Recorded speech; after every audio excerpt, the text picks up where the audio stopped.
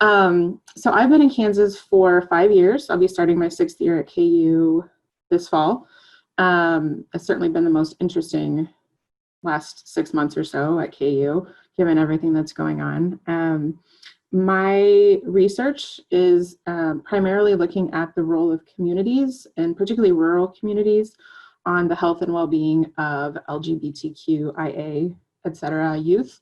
And I'm really interested in thinking about communities and youth from a strengths and resilience perspective. So I think a lot of what we talk about with rural communities and underserved communities for LGBTQ youth is that they're inherently hostile. And I don't think that that's true. I think that rural communities have strengths that urban communities don't, and we need to think about them in a strengths-based way. And so that's how I approach the work that I do.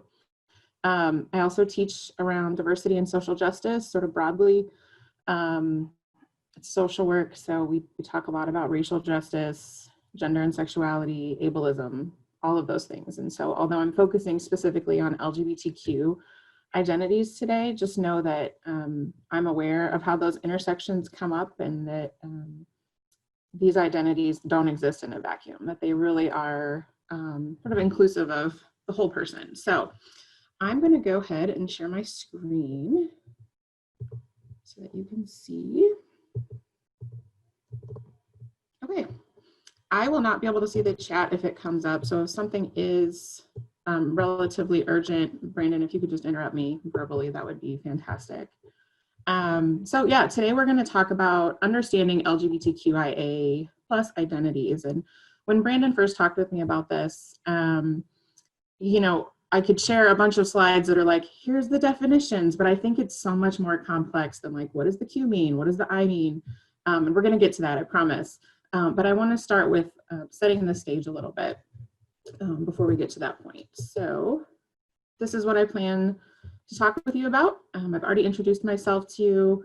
I'm going to ask you to do a little bit of reflection. You don't have to share, just something for you to think about throughout the presentation. We're going to talk about gender and sexuality sort of broadly, putting it all in context.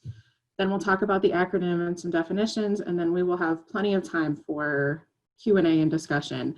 I am not used to lecturing, and so I very much hope that we have lots of time at the end for chatting about all of this. So I've told you a little bit about myself. As I was thinking about this presentation today, I started to think about labels and what do labels mean? So I identify as queer. I'll get into kind of what that means for me, as well as a broader definition a little bit later. But I've also heard folks say, like, but why does it matter? Why does your label matter? And for some folks, it doesn't. Some folks don't embrace a sexual identity label or a gender identity label, and that's perfectly okay.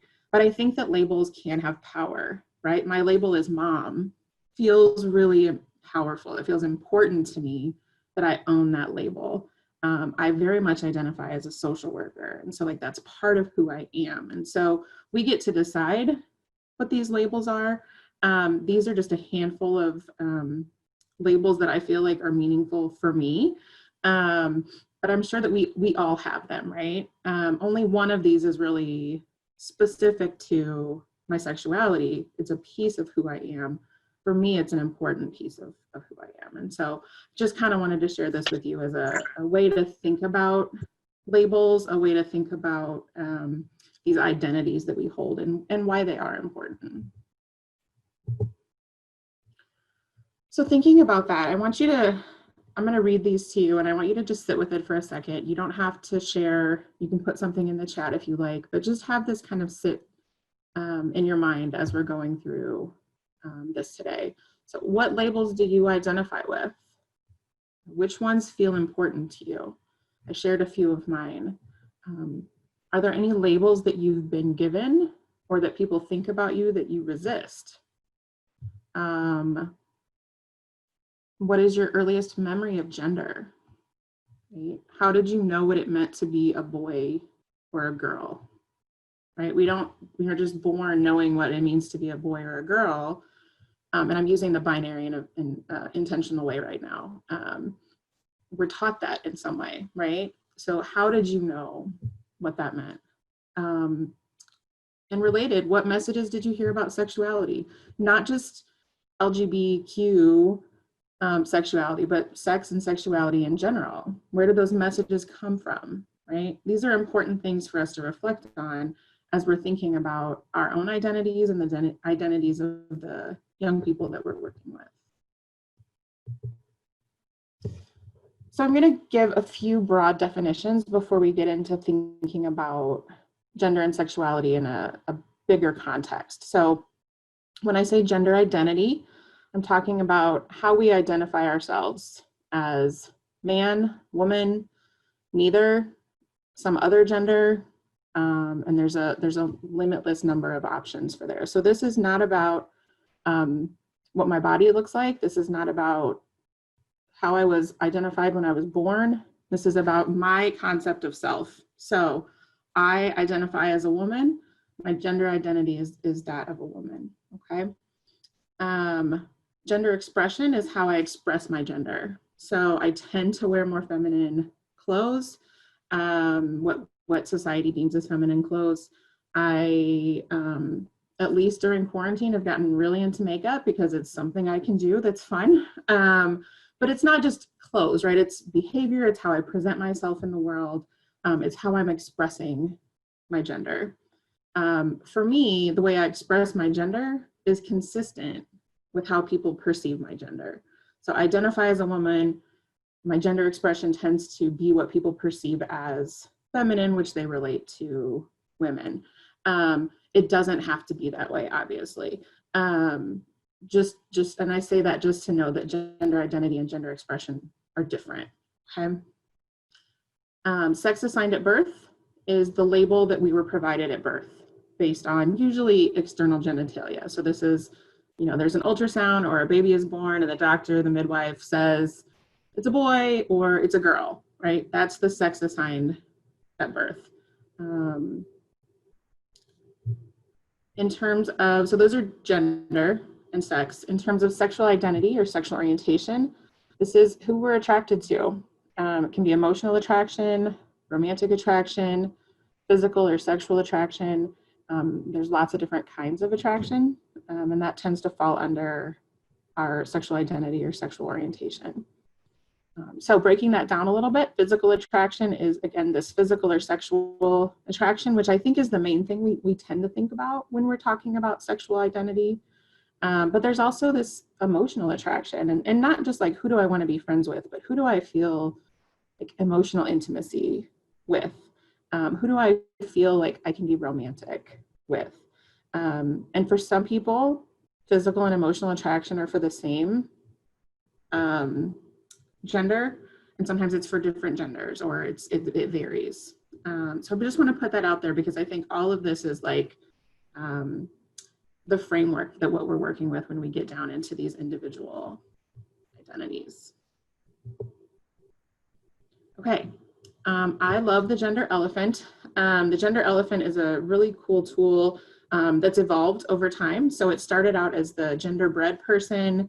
It became the gender unicorn, and the most recent version I've seen is the gender elephant.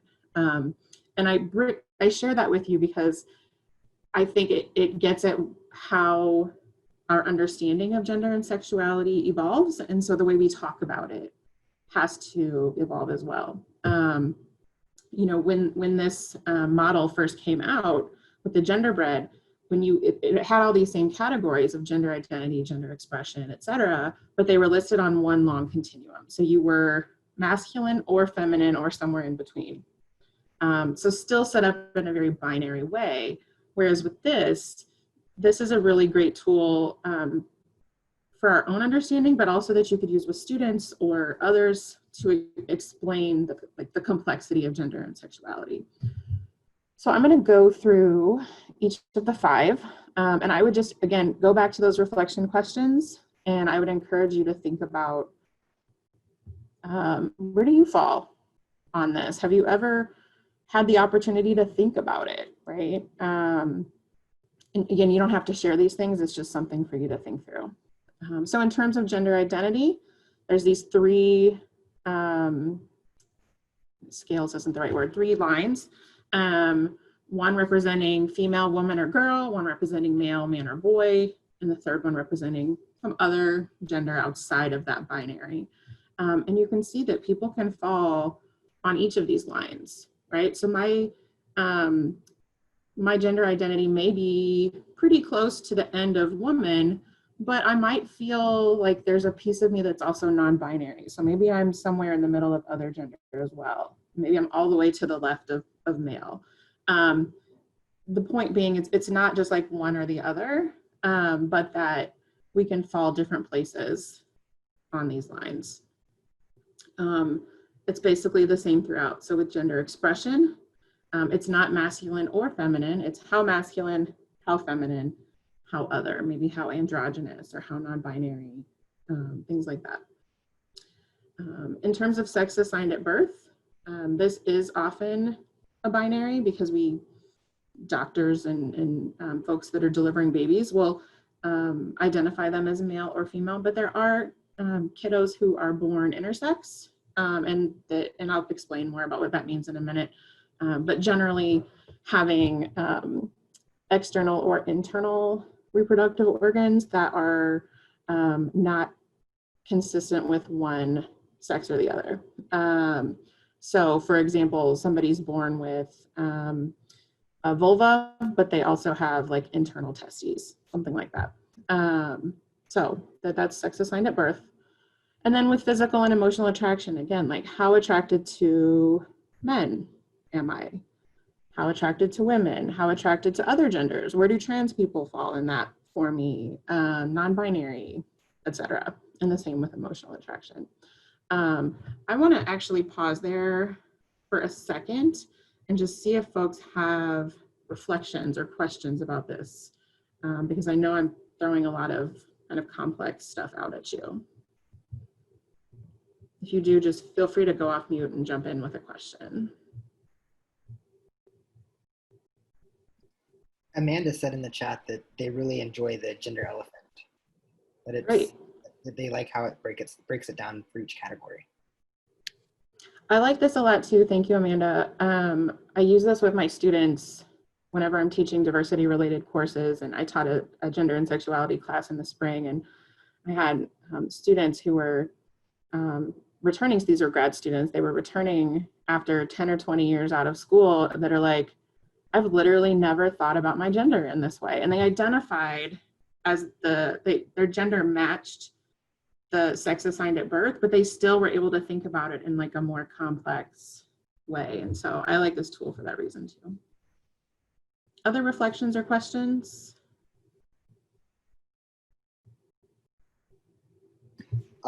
Anna has a question. How did it morph from the gingerbread person to the gender elephant? That's a great question. So the gender unicorn was right in the middle, and the gender unicorn really broke. So the gingerbread was like a first attempt, and it was good. It was great at thinking about sort of how gender and sexuality, to think about them in this complex and interrelated way. But it still had everything on a binary of like masculine to feminine. It was just one line. And that's problematic. Some of us are not just one or the other, right? Sometimes people are very feminine and very masculine. Like, how do you encompass both of those things, for example? And so it turned into the gender unicorn for a long time. And then I think about a year ago, the gender elephant came out. And really what it did was emphasize, it's basically the same as the gender unicorn, except that it has more focus on intersex, sex assigned at birth in terms of what that, like the complexity of that it's not just female, male, or intersex, but that intersex kind of could encompass male and female, more of one, more of the other, etc.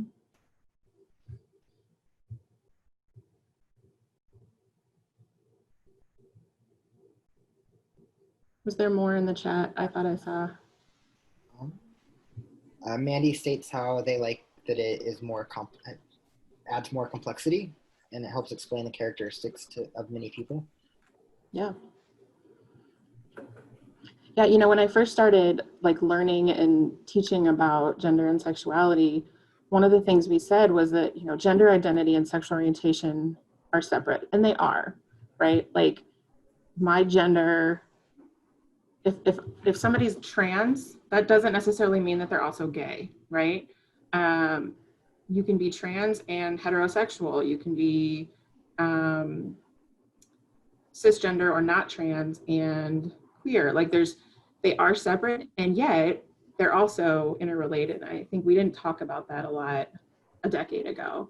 And so I like this too, because while it does show that they're separate, it also shows that like they're interconnected.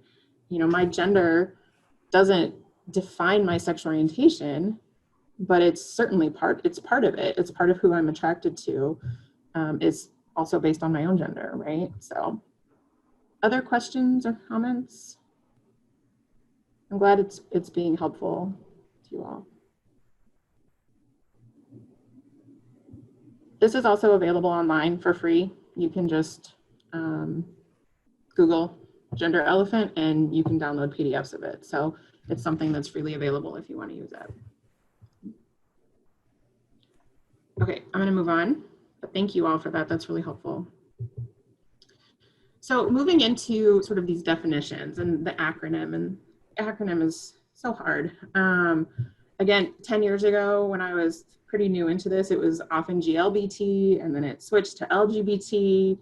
We've added the Q and the plus, and there's an I and an A, and sometimes there's an asterisk, and people will ask me like, what's the right acronym? And there isn't one. There's not a great acronym or term, I think, because it changes so much, and none of them are all inclusive. Depending on who I'm talking to and what I'm writing about or whatever, I will sometimes say LGBTQ because I think it's the most recognizable. I sometimes say queer and trans, particularly if I'm talking with youth. If I'm writing for like medical health folks, I'll say like sexual and gender minorities. There's just not a great all-inclusive term. So I just say that to recognize that. In reality, the acronym is meant to encompass anybody who's not heterosexual and not cisgender, and I'll define cisgender in just a moment. But as the ways that people grow, as youth are coming out earlier and earlier because they can, the acronym changes and shifts. So I think about the acronym as useful because it's recognizable. You know, whether I say LGBT, LGBTQ, LGBTQIA, you all know generally what I'm talking about. But it's also limiting, right? If I say LGBTQ and a youth identifies as pansexual or asexual, they may not feel included in that term. If I say queer and trans and somebody's really offended by the term queer, that might put them off, right? And so just to kind of to know that and own that, this is a challenging piece of the language. A few more notes or caveats is that I'm going to give you some general definitions, but also understood that these are contextual and that individual people get to define their own identity. So I'll give you a definition for bisexual, and somebody else might be like, that's not how I identify, but bisexual is the label I choose, right? And so just recognizing that people are the experts on their own identities, and we should reflect the language that they're using, even if it's not how we understand the term. And ultimately, the most supportive response to someone sharing that identity with us is acceptance, knowing that like they shared that because they trusted us and how important that is.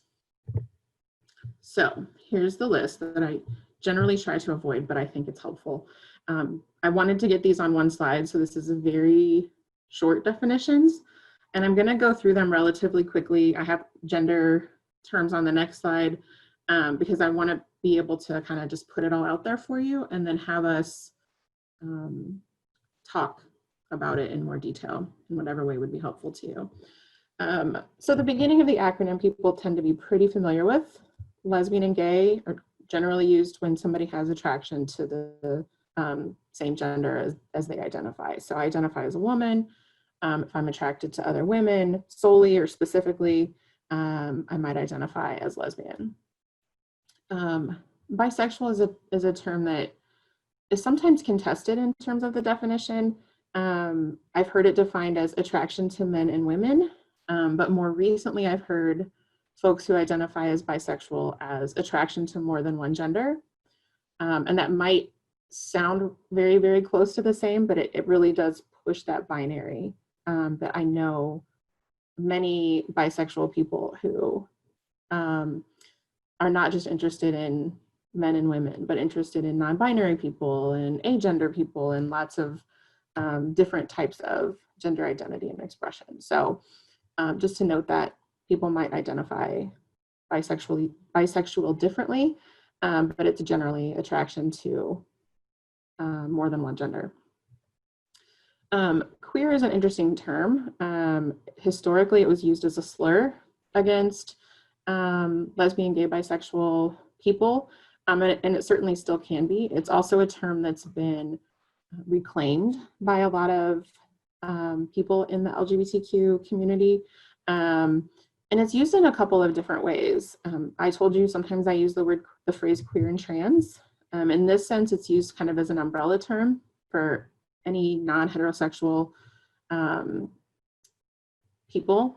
It can also be used as a non-heterosexual identity that's really used to kind of challenge or resist a binary. So, so for me, and I don't remember if this was on the slide before, identity labels can also shift, right? So when I was first coming out, I was like, am I bisexual? Am I a lesbian? I'm not sure.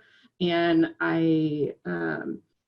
lesbian felt like the right term for me. And as I grew, as I came to understand myself better, as I learned, queer just felt more accurate. That it wasn't just I'm a woman who's attracted to women, but that it was beyond a binary for me. And it also felt a little bit like I'm going to say political identity, and I don't mean that in terms of like politics, but political in terms of like resistance. Like I'm going to resist these the norms around sexuality or gender. And so that is often how queer is used, but I also think that it's one of those terms that we just have to be careful with. I use it because it's my own identity, but I'm also mindful that for some people it's harmful, it's hurtful, and it could be offensive. And so I would, if you're not an LGBTQIA person, I would avoid using it unless somebody tells you that that's their preferred term.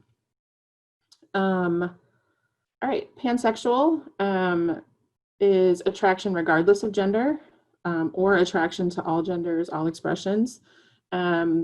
Similar to bisexual, but for many it goes beyond sort of a binary of attraction to more than one gender in terms of like gender isn't a part of my attraction to people. When we talk about asexuality, this is, we could do a whole hour just on asexuality. It really exists on a continuum of people who identify as just not really having sexual attraction or sexual orientation. This can look so many different ways. Just because somebody identifies as asexual doesn't mean they don't want to have a relationship, doesn't mean they don't want to be sexual sometimes. It just means that generally that they're not experiencing sexual attraction.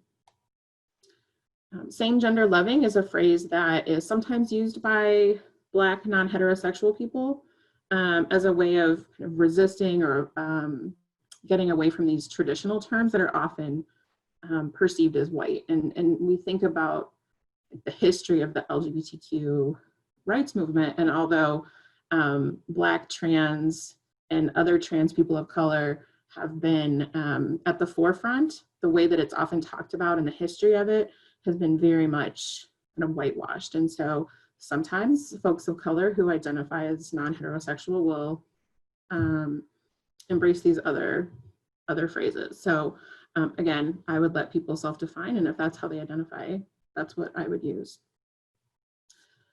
Sexual minority is sometimes used as an umbrella term for all non-heterosexual people. I see this more in academic medical health writing, but somebody might use it for themselves. Heterosexual, I think we often don't talk about. heterosexual is a sexual orientation, but we think of sexual orientation and we automatically go to like gay, bisexual, but obviously heterosexual is also a sexual orientation, meaning, you know, attractions to primarily someone of a different gender than oneself. Then the term homosexual is attraction solely to the same gender that someone identifies with. This is a pretty outdated term. I wouldn't use it unless somebody self-identifies that way. Part of the history with that is that it was used as a clinical mental health diagnosis, that like homosexuality was considered a mental illness until not that long ago. And so it does have a lot of stigma attached to it. So I don't use it unless somebody tells me that's the term they use for themselves. And then questioning would be somebody exploring their sexuality or they're unsure about it. All right, I'm gonna go ahead and I think we've just got a couple more slides left and then we can chat. So in thinking about gender identity, you'll see a little bit of some of these will mirror in terms of language with sexual identity, but remember that we're thinking about gender now. So when we use the term transgender or trans, we're talking about a person whose gender is different from their sex assigned at birth. So somebody is born, the doctor says it's a boy, and as that child grows at some point in their life, boy is not how they identify. So it doesn't fit for them. They may identify as a girl or as a woman. They may identify as non-binary. Transgender can be very, very broad, and it can actually encompass the majority of these next set of identities that we're going to talk about. And in that way, it can be used as an umbrella term, but it can also be a specific identity. So non-binary would be somebody whose gender is outside of this binary of male and female. So somebody who just doesn't, regardless of how their sex was assigned at birth, they don't identify with those terms, with male or female. And so a lot of these terms down here, you'll see similar. So gender nonconforming is usually specific to gender expression. So earlier I talked about my sex assigned at birth was girl, I identify as a woman, and my gender expression tends to be more feminine. So in that way, it's all, there's consistency across all of those. If those first two stayed the same, but my gender expression was more androgynous or more masculine, I might be labeled gender nonconforming. This is getting more and more outdated. I've heard from trans folks in particular that they don't like the term because it makes it sound like they should be conforming and they're not. And so I didn't put this term on here, but one I've heard used a lot more frequently is like gender expansive, because it's coming at a more positive, resilience, strengths-based place instead of like non-conforming. Other related non-binary identities would be like agender. So rather than like my gender is outside of the binary, it's more like I do not have gender. I'm separating myself from these traditional ideas about what gender even is. Genderqueer sort of embraces the resistance piece of the queer identity, but relating it to gender. So having a gender outside of the binary, queering gender, thinking about queer as a verb instead of a noun. Folks who identify as gender fluid, gender shifts and changes over time, and this might be day to day, or it might be over the course of their life. So these long periods of fluidity. Gender minority, similar to sexual minority, is sometimes used as an umbrella term for all trans people. Androgynous, I've more often heard it used as a gender expression, but it can also be used as an identity. And this is, again, this expression that's neither male or female, or both male and female. And then cisgender I've mentioned, and this is if, as I talked about, my sex assigned at birth is in alignment with my gender, so therefore I'm cisgender, sometimes shortened to cis.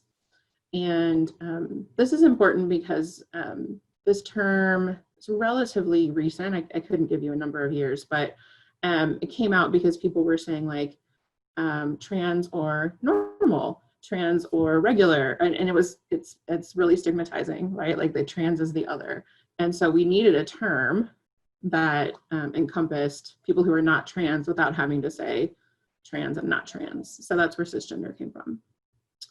And then questioning again is a person who's unsure of or exploring their gender. Related to gender, I think it would be, we have to talk about pronouns. These are just an example of the more common ones. There are many more, and we should ask questions if folks tell us a pronoun that we don't understand. She and he are the ones that we're the most used to, that we default to and tend to not question. They, I think most of us or many folks have heard of they being used as a singular more and more regularly. So for example, talking about an individual, maybe who identifies as non-binary, and saying, you know, they're coming over for dinner, they brought baked beans, right? But talking about one person. One that I think folks are less familiar with and might feel like, I'm not even sure how to say that or how would I do that, is the pronoun Z. So it's ZE. You can also see it as XE. And again, there's different ways of identifying and pronouncing these pronouns. But similar to she, her, and hers, Z would be Z, Zir, and Zirs. So for example, Z is coming over for dinner. Z brought baked beans. I'm going to give Zir a ride home, right? It takes practice. I have a friend who identifies with Z, Zir, Zirs pronouns, and my brain will default to they because it's the like gender neutral term that I'm the most familiar and comfortable with. I'm used to saying it, but that's not what they identify with, right? And so, and I just did it. That's not what Z identifies with. And so I have to sometimes really like, it's really a split second, but it's a pause before I refer to Zir. I just did it. I had to think for a split second, like, what's the right pronoun? And that's okay. I should do that. So this is just, again, an example of some of the pronouns. The best way to know what to use is to ask folks and to share your own. Yeah. So a few other terms, I've talked about a couple of these. I think I've actually talked about all of them, but a more formal definition of intersex, which is more of a physical characteristics or identity, but it is often included within the LGBTQIA community, is somebody who's born with, there's so many different types of intersex, but a combination of sex chromosomes, varying external genitalia, hormones, internal sex or reproductive organs, etc., that differ from this expected pattern of male or female. The last statistic I saw said that 1 in 100 babies born have some aspect of intersex, even if we can't physically see it right away. This is just, it's really a normal aspect of development. We tend to think of it as abnormal, but given its frequency, it really is. The way that medical professionals have been talking about it more and more is it's just a normal variation of sex chromosomes. So I already talked about sexual and gender minority as well as queer and trans. So last slide, I saw that the chat came up, so we can stop sharing the screen in a minute and do Q&A. Just a reminder that everyone gets to define their own labels or identities or lack thereof. People may not want an identity label, and that's okay too. We work with that complexity of what that means. And that these intersections, as I said at the beginning, are really important. What it means to be gay or queer is going to be different potentially based on race or immigration status or the way in which my gender or whatever intersects with all of that. So I will put this back up, but I want to stop the screen so that I can have a discussion with you all. So feel free to come back on video if you would like, but I am open to Q&A, and I can put my email in the chat as well if you want to follow up with me. There was a question about whether or not the slides will be available, and they will be sent out along with the recording later this week. I'd love to hear questions or reflections that you all are having throughout this.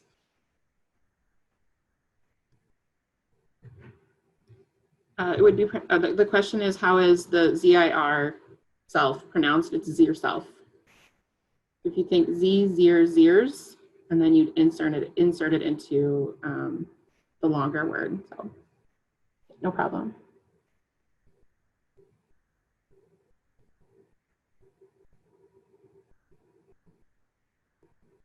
Are there other questions, things that came up for you?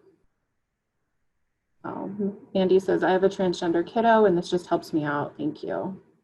That makes me happy, Mandy. Please feel free to reach out if you need any resources or support. So.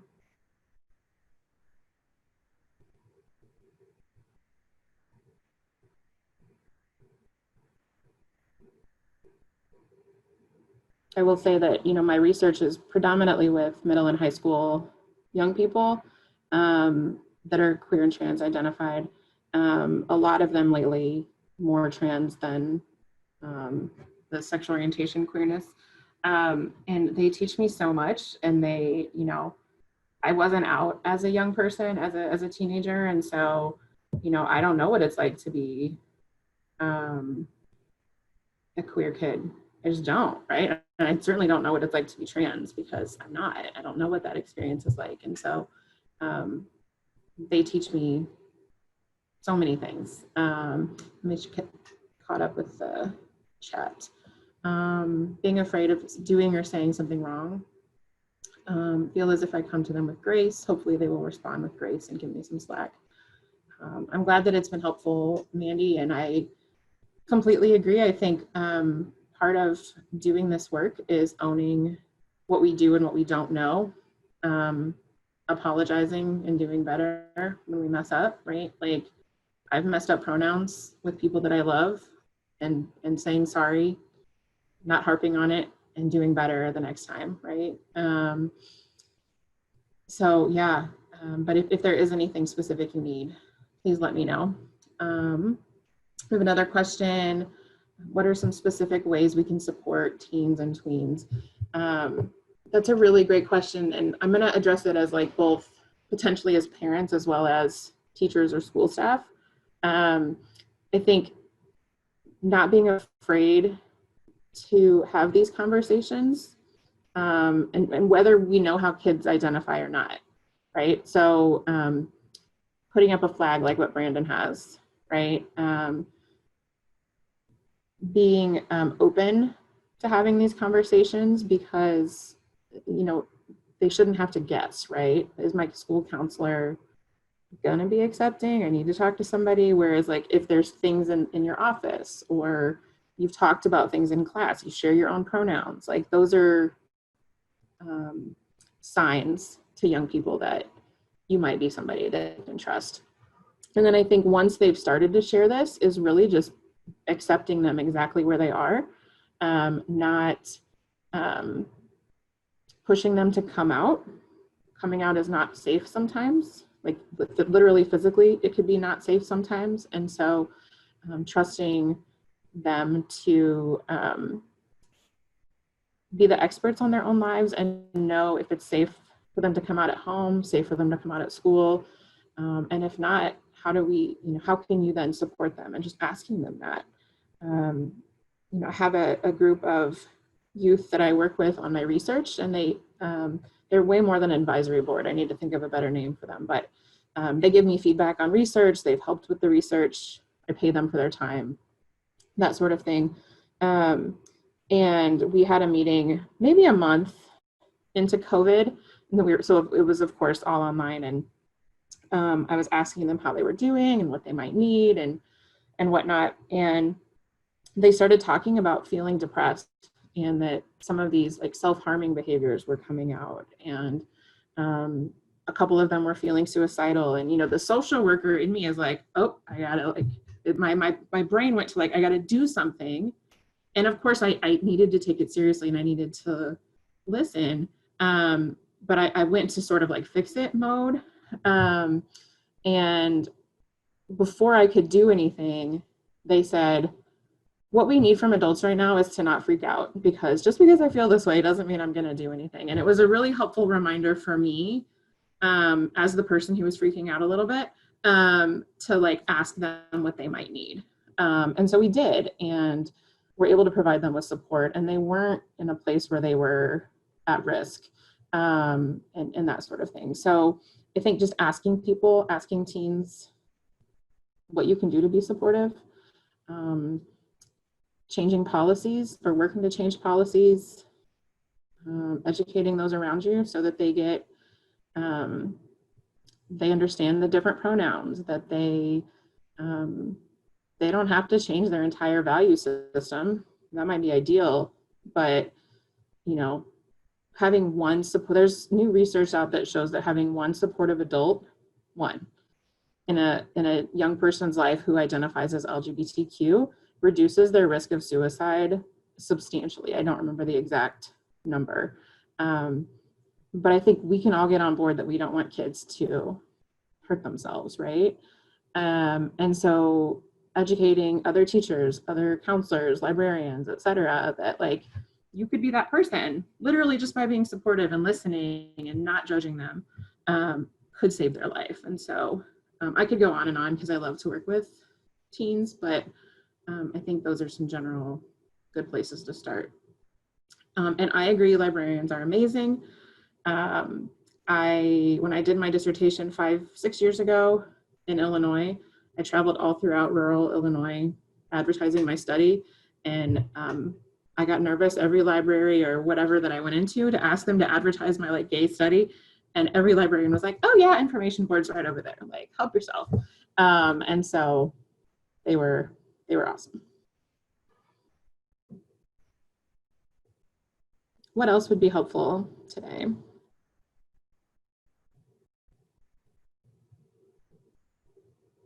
Are there terms that I described that still feel confusing, or terms that I didn't describe that would be helpful for you to know?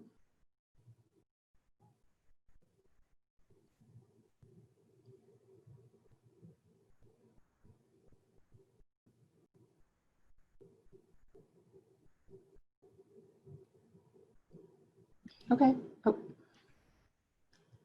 Does a rainbow flag encompass all? That's a great question. I don't know that I can answer that, because there's probably people that don't feel like it does. The one that I have outside my house is the intersectional pride flag. So it's got the, there's a couple of them. So there's the general rainbow one, there's the rainbow one with black and brown on it, that is attending to like how LGBTQ people of color have really led the movement and yet often been left out of it. And then there's another one that also has the trans pride flag on it. And so that's the one I have outside of my house. So it's got the rainbow on one side, and then like a part of a diamond, not a diamond, a triangle, trans flag colors, and then the black and the brown as well. So honestly, I think any of them would be seen as like, okay, cool, this is somebody that I can talk to. But I always think the more intersectional, the better. On a side note, Megan, the original LGBT pride flag, Gilbert Baker, who designed it, he was from Parsons, Kansas, so a Southeast Kansas native. Nice. I don't think I knew that. There's a couple, or at least one really interesting, I think it's called There's No Place Like Home. It's all about like queer Kansas history and people and whatnot. So CJ Genovi, the author of No Place Like Home, Lessons in Activism of LGBTQ Kansans, she is actually going to be doing a workshop for our Southeast Kansas Pride Festival, September 8th through the 9th. I think it's the Thursday of Pride. She's going to be interviewing some of the activists in her books on a panel discussion that'll be streamed live on our Facebook page. So be checking out for that. It's a great book. That's exciting. I'm going to come to that. So, yeah. Well, I will put my email back in the chat. Brandon also has a copy of the slides. You're welcome to reach out if you, I'll put my number on here too. You're welcome to reach out if you have any questions or need resources. I'm happy to do that. And once things are back to safe to travel again, the next time I make it down there, I'll try to connect with you in person too. Thank you for presenting today, and thank you everybody for coming. Please contact Megan if you have any questions, or reach out to Project Q&A if you need any resources, and we can provide that for you. So thank you all for coming. Thank you all.